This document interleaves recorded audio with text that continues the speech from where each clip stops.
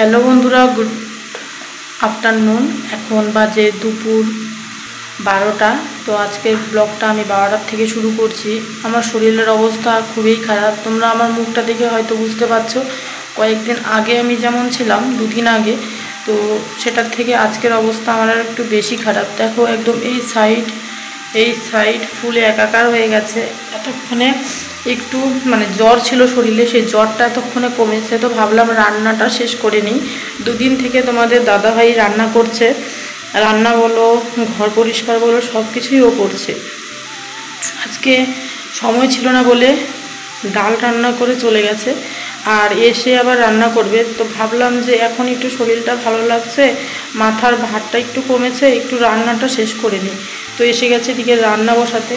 ভাত করলাম, কারণ ভাত দেখি নেই, শুধু ডাল রয়ে গেছে। আর করছি এখন আলু, ফুলকপি, বিনস, ওই সব কিছু দিয়ে একটা ভাজা করছি। তোমাদের দাদাভাই এটা খেতে ভালোবাসে, ওই যে ওখানে বসিয়েছি। শরীরের অবস্থাটা খুব খারাপ, 3 দিন থেকে পেটে কিছু দিতে পারছি না, যেটাই খাচ্ছি সেটাই বেরিয়ে আসছে।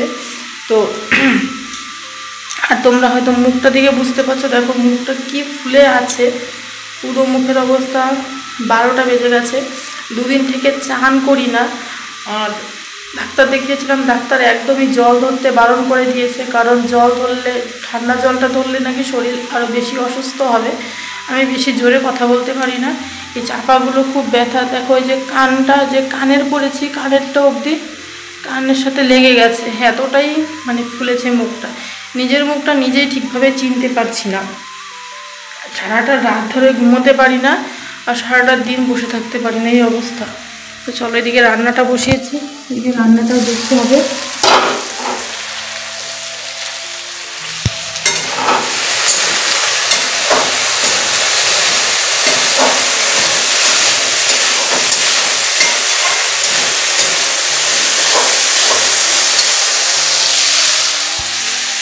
ছেলে মানুষ তো রান্না করে, সবই ঠিক আছে, কিন্তু সেই রকম পরিষ্কার করতে পারে না।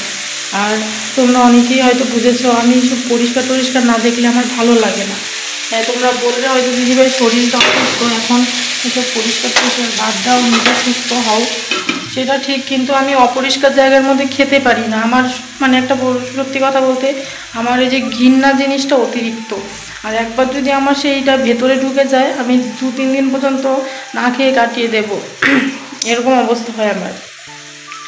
গলার মধ্যে মনে হয় কাঁটার মতো কি বিধে আছে, ওরকম লাগছে। ব্যথার বড়ি খেয়েছি, জ্বরের ওষুধ খেয়েছি দেখি এখন একটু ভালো লাগছে।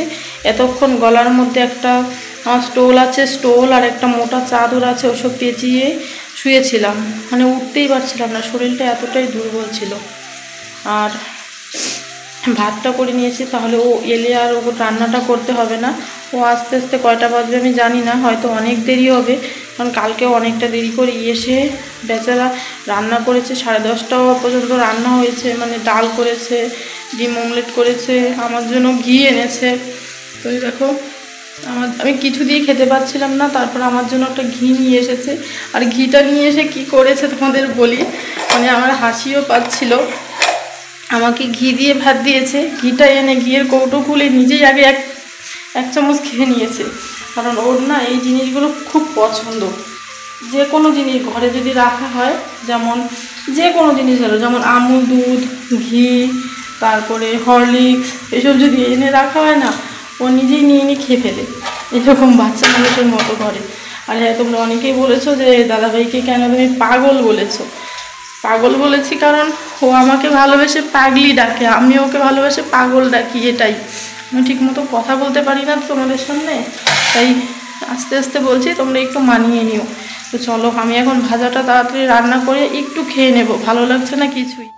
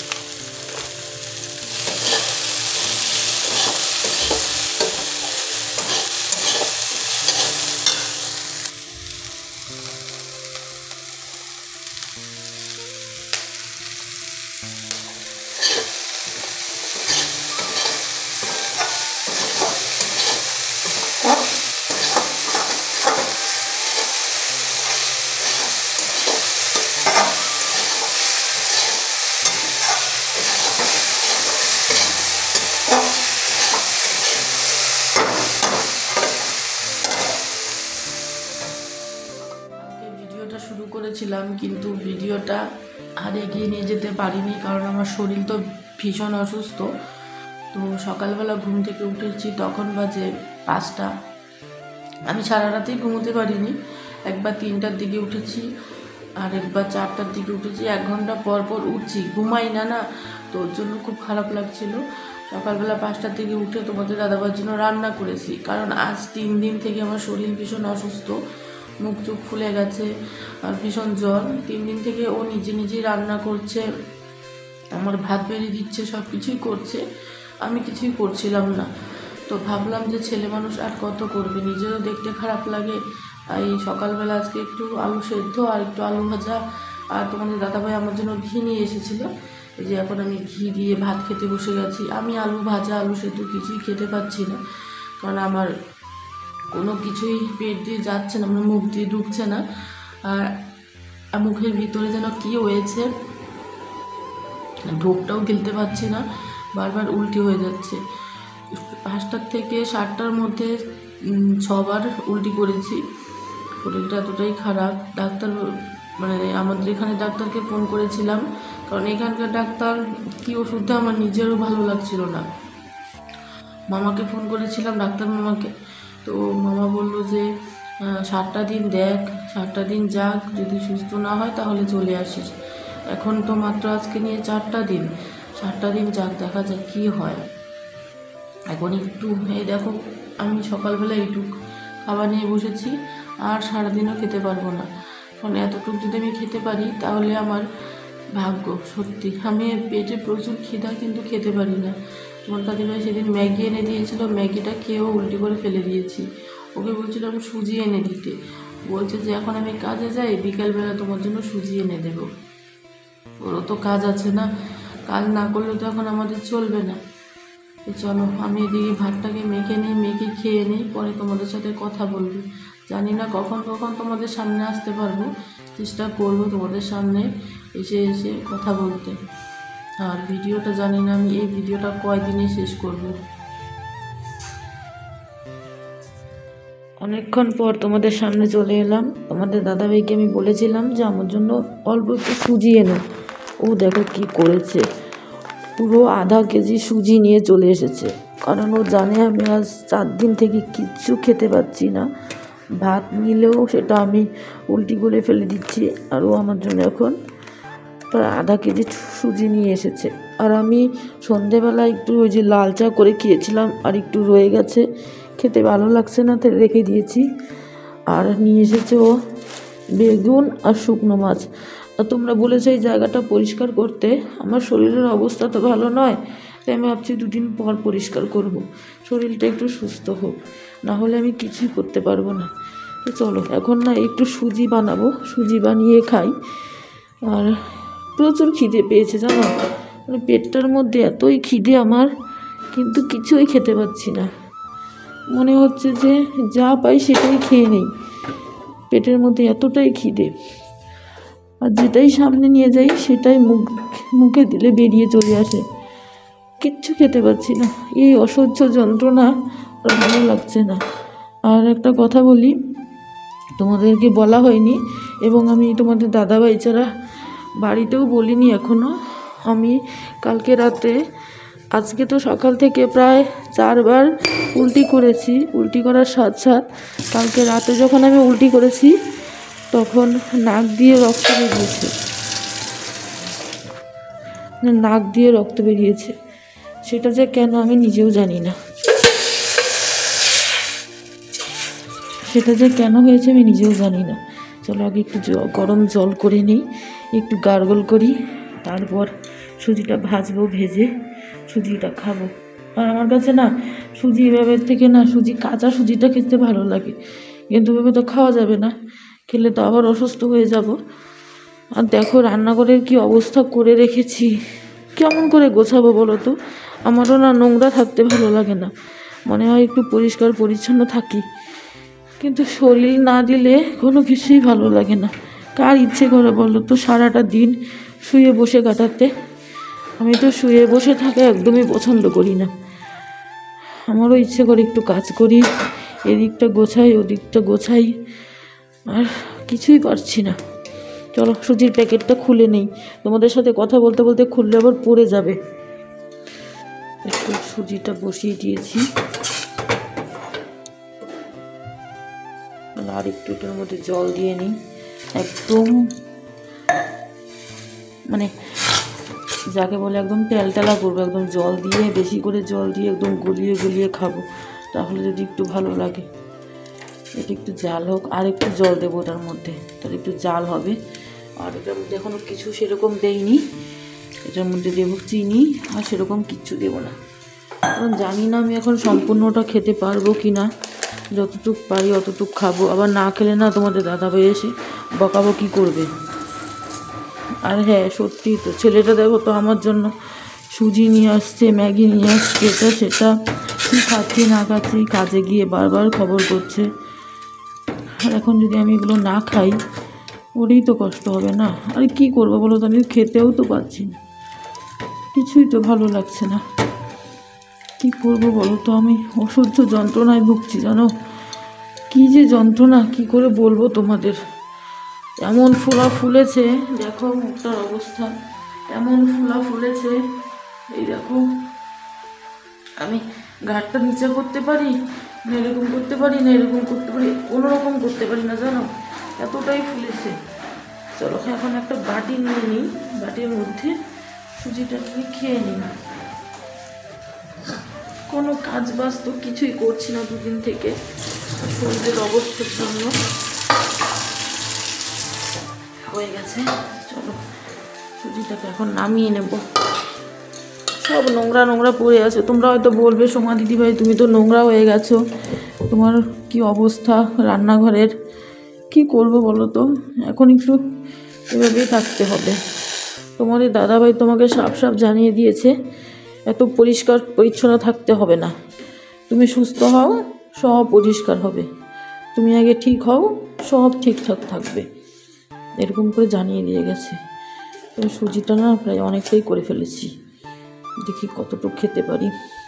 এতটুকু নিলাম আর এতটুকু রয়ে গেছে, না মুছে মুছে নিয়ে নিই, যতটুকু খেতে পারি খেয়ে নেবো, নাহলে কিছুটা রেখে দেবো পরে খাবো।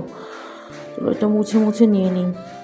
তো বন্ধুরা তখন সুজিটা করে খেলাম, খাওয়া দাওয়ার পর এখন অল্প একটু মুগ ডাল বসালাম, কারণ তোমাদের দাদাভাই রাত্রেবেলায় না হলে কী দিয়ে খাবে। অল্প একটু আলু ভাজা রয়েছে, ভাবলাম যে একটু মুগ ডাল করে নেই।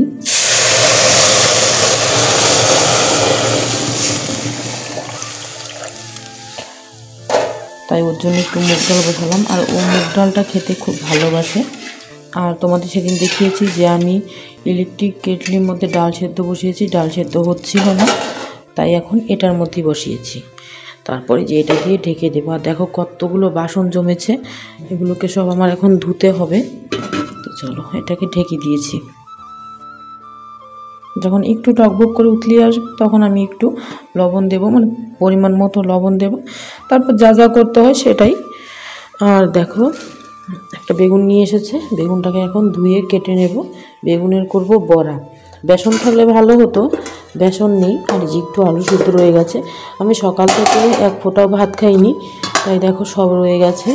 ঘি দিয়ে অল্প ভাত খেয়েছিলাম, আর এই যে সুজি খেলাম, আর কোনো সবজি টবজি কিছু খাইনি, তাই এগুলো রয়েই গেছে। তো চলো এখন এই বেগুনটাকে কেটে বড়ার জন্য রেডি করি। ও বলছিল একটু বেশি করে বড়া করতে, তো এখন যদি ওকে দুটো দেই, আবার সকালবেলায় দুটো হয়ে যাবে। তো এই দুটুকু বড়া কেটে নিয়েছি, আর যে এই বেগুনটা দুটুকু রেখে দিয়েছি, কারণ পরেও খেতে হবে, আর আছে এখানে দুটো। তো চলো এখন এই বেগুনগুলোকে বড়া করব। তার আগে দেখি ডালটা আমার অল্প উঠলো নাকি, এটা অল্প উঠলে গেছে। এখন এটার মধ্যে লবণ দেব, লবণ দিলে একদম ভালোভাবে সেদ্ধ হয়ে যাবে, না হলে অনেক ঝামেলা হয় জানো। ডালটা সেদ্ধ করতে জানি গ্যাস প্রচুর লাগে, কিন্তু গরম জল করে দিয়েছি ডালের মধ্যে। পরিমাণ মতো লবণটা দিয়ে দিলাম। এমন অবস্থা হয়েছে জানো, টেস্ট করেও দেখতে পারি না যে লবণ ঠিকঠাক আছে না, কোনো ঝাল ঠিকঠাক আছে। যে কোনো তরকারি রান্না করলে টেস্টটাও করতে পারি না, এরকম অবস্থা আমার। এটার মধ্যে চা করেছিলাম, ধোয়া টোয়া কোনো কিছু করিনি জানো, শরীরের অবস্থা তো ভালো নয়, কিছুই করতে ভালো লাগছে না। ঘাটটা কোনো রকমই আমি সোজা করতে পারি না, ঘোরাতে পারি না, এসব নিয়ে কি আর ভালো লাগে বলো? তোমাদের দাদাভাই আস্তে আস্তে সেই রাত্রে 10টা বাজবে। ও সন্ধেবেলায় এসে আমাকে হাতে খরচগুলো ধরিয়ে বললো, যদি পারো রান্নাটা করো, নাহলে এসে আমি করব। ওকে কি দেওয়া যায়? সারাদিন কাজ করার পর কষ্ট করে রান্নাটা তো আমার করে নিই। চলো, ভাত আছে, ভাতটাকে একটু গরম করে নেব পরে। চলো আগে এগুলো করে নিই। দেখো, কয়েকটা বেগুনের বড়া ভেজে নিয়েছি। তোমাদের দাদাভাইকে বলেছিলাম সর্ষের তেল আনতে, সে একদমই ভুলে গেছে। আর এই যে কয়েকটা বেঁচে গেছে, আর দুটো দিয়েছি, এগুলো হচ্ছে না, মানে তেল একদম কম হয়ে গেছে। দেখি কোনো মতে দুটোকে ভেজে রেখে দেবো। আর একটা কাজ করেছি, দেখো এই জায়গাটাকে সুন্দরভাবে গুছিয়ে নিলাম। এখানে রেখেছি সব সবজি, বাসনপত্র, চাল, আর ওইদিকে তোমাদের দাদাভাইয়ের জিনিস।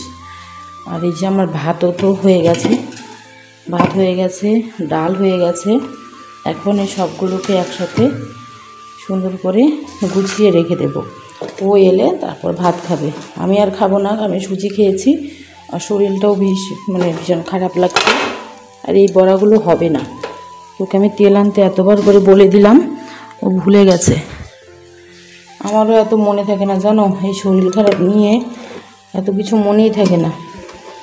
এটার মধ্যে রয়েছে অল্প আলু সেদ্ধ, এটাকে ঢেকে রেখে দিয়ে এটাকে পরিষ্কার করব। এই জায়গাটাকে হাতা খুন্তি যা আছে সব ধুবো।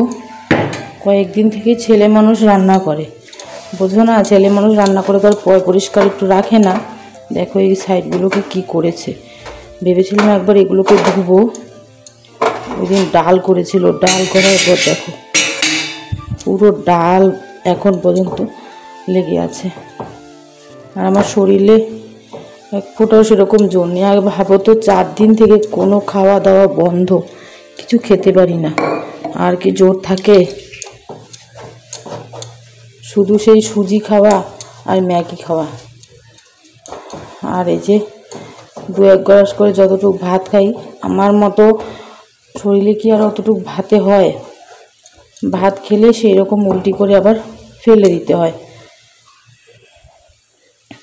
শরীরে তো জোরটা একদমই কমে গেছে, তাই পারছি না। ভাবছি শরীর সুস্থ হলে সব কিছু গোছাবো, পরিষ্কার করব। নোংরা জিনিস আমি একদমই দেখতেই পারি না, কেন জানি না। এটাও আমার একটা বদ অভ্যাস, কারণ আমি অসুস্থ থাকলে যতই নোংরা থাক না কেন, ওই আমার পরিষ্কার করা একটা অভ্যাস। চলো, এই জায়গাটা আর পরিষ্কার করতে পারলাম না। এখন এই যে সাইডগুলোকে একটু পরিষ্কার করে একটা এই গ্লাস, একটা হাতা, আর এই যে এটা ধুয়ে দেব। আর ওই সব ধুয়ে দেখো এখানে পরিষ্কার করে রেখে দিয়েছি। একটু পরিষ্কার পরিচ্ছন্ন থাকলে নিজেরও ভালো লাগে। যথেষ্ট করেছে জানো, কয়েকটা দিন, এই আমি 3-4টা দিন থেকে অসুস্থ। সকালবেলা উঠে 6টার দিকে উঠে নিজে রান্না করে খেয়ে যায়, আবার আমার জন্য সুজি বানিয়ে দেয়। কারণ ও নিজেই দেখছে আমি সারাটা রাত ঘুমোই না, এমনকি আমার সাথে সাথে মাঝে মধ্যে ও রাত্রে সজাগ থাকে জানো। আমি ডাকি না, আমি যখনই উল্টি করি তখনই শব্দেই উঠে যায় ও। ভাগ্য করে একটা মানুষ পেয়েছি সত্যি,